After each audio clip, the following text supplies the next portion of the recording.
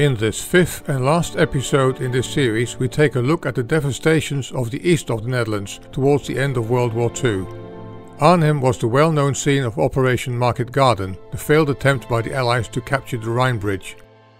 The 700-year-old capital of the Dutch province of Gelderland was involved in a number of battles and was robbed to the bone towards the end by the Germans.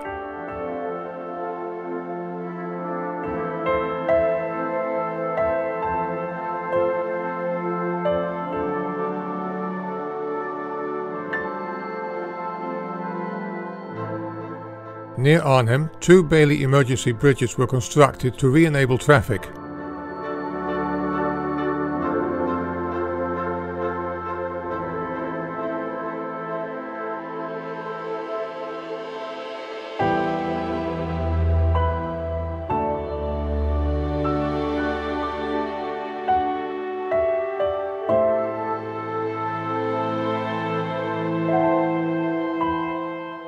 On the 22nd of September 1944, Nijmegen suffered a severe bombardment by the Allied forces, especially by the Americans.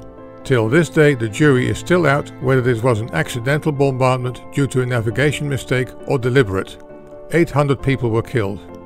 These bombers were on their way back from an aborted mission to Gotha in Germany and just looked for convenient targets to get rid of their bombs. Arnhem was also hit by this raid, as well as Enschede.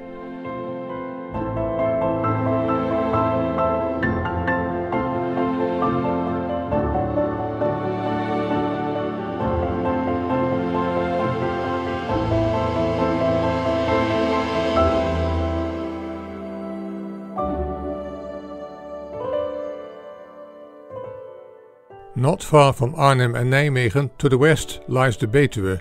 This very fertile area between the 3 Dutch main rivers is well known for its fruit growers.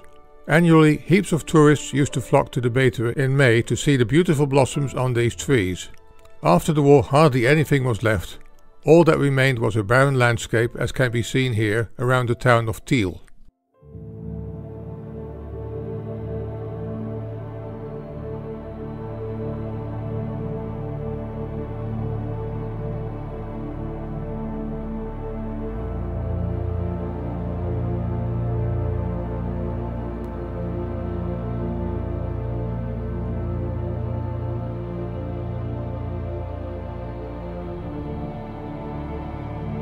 Tiel itself shows the sad remains of its former glory.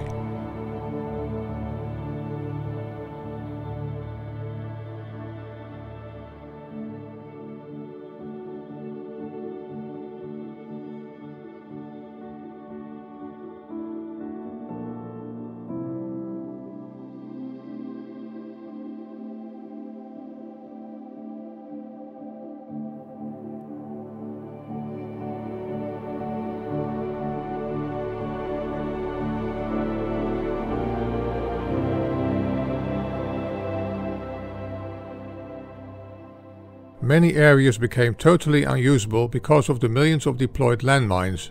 Clearing the mines was a dangerous job and caused many fatalities.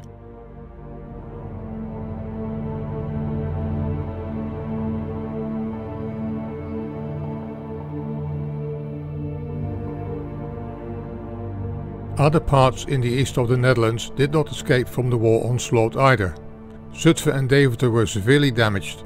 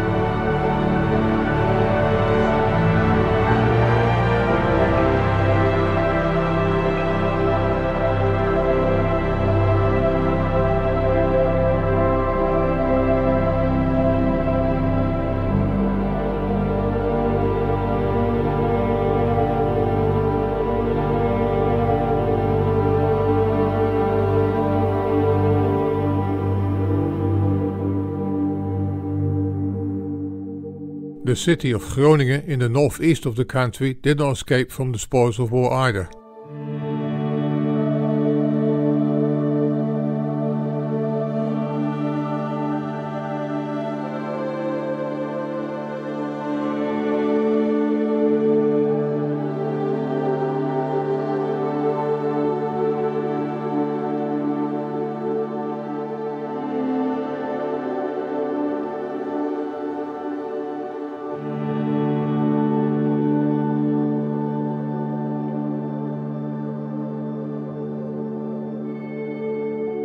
If you have watched all 5 episodes in this series, it should become apparent how severely the Netherlands suffered from the German occupation. In episode 1 we talked about how prosperous the Netherlands used to be before the war. The once splendid Dutch harbours were transformed into heaps of rubble and twisted steel.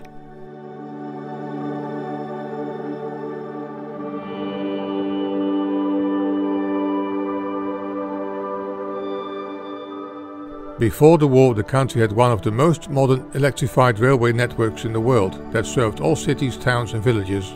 At the end of the war, this rail network had become almost totally unusable. On their retreat, the Germans destroyed many trains and also stole a large portion of the rolling stock.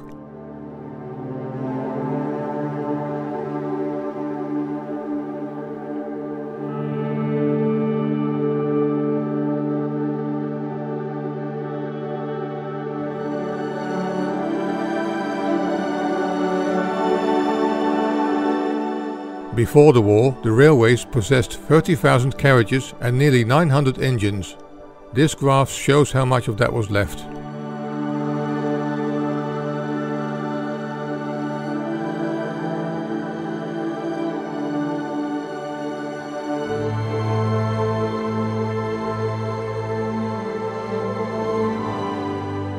Families used to consume 3,000 calories per head on average.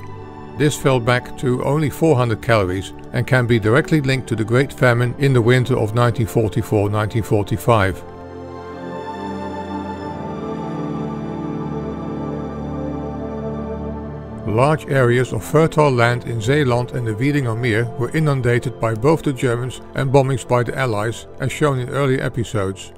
It would take many years before the soil could be used again to produce food.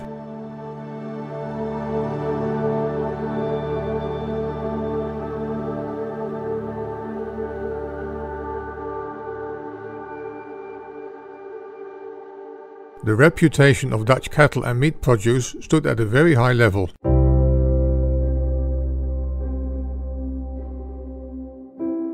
The export of dairy products was one of the pillars of the Dutch economy.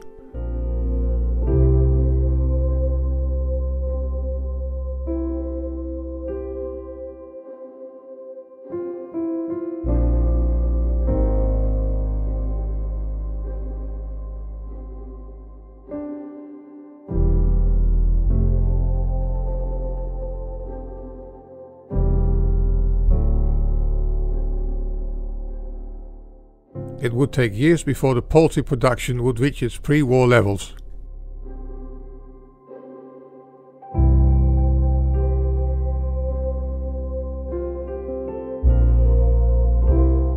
This graph shows the effects of the war on these sectors.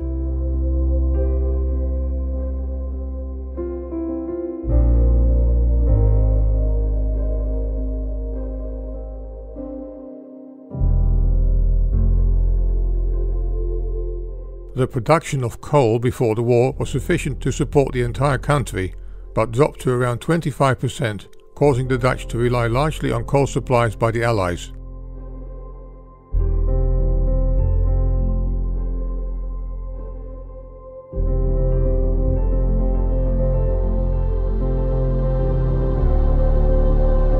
To sum up, the minority of the Dutch who supported the Germans when they entered the country in May 1940 soon learned that they had bet on the wrong horse. The initial smiles were soon wiped off their faces once they learned of the real intentions and objectives of the Germans. The economy fell flat on its face. 100,000 Jews never returned from the concentration camps, and the country was plundered to the bone. Almost to the day, the Dutch suffered 5 years of hardship, cruelty, death and destruction, poverty, abuse, oppression, suppression, plundering and even a terrible famine. To those who made ignorant comments under my video titled Dutch Heroes, Collaborators and Traitors During World War II, suggesting that almost the whole country supported the German invaders, all that can be said is, shame on you. Watch that video and this series to better understand what really happened and to conclude that only a small percentage of the population really collaborated in an active manner. The remaining majority had no other choice than to make the best of the situation and to place oneself in survival mode.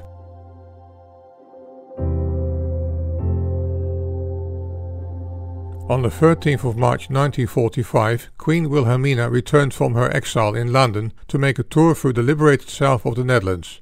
She did not stay but went back to London some days later. Her definite return to the Netherlands was on the 2nd of May. On the 28th of June she was honoured with a welcome back parade on the Dam in Amsterdam, as seen here.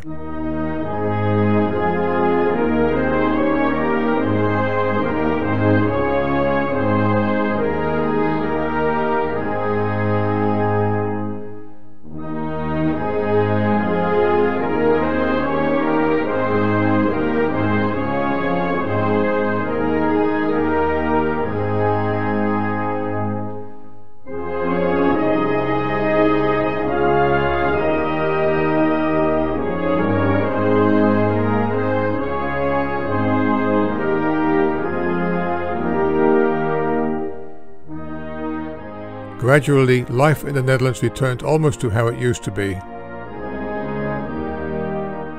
On one thing everybody agreed after these terrible 5 years: never again.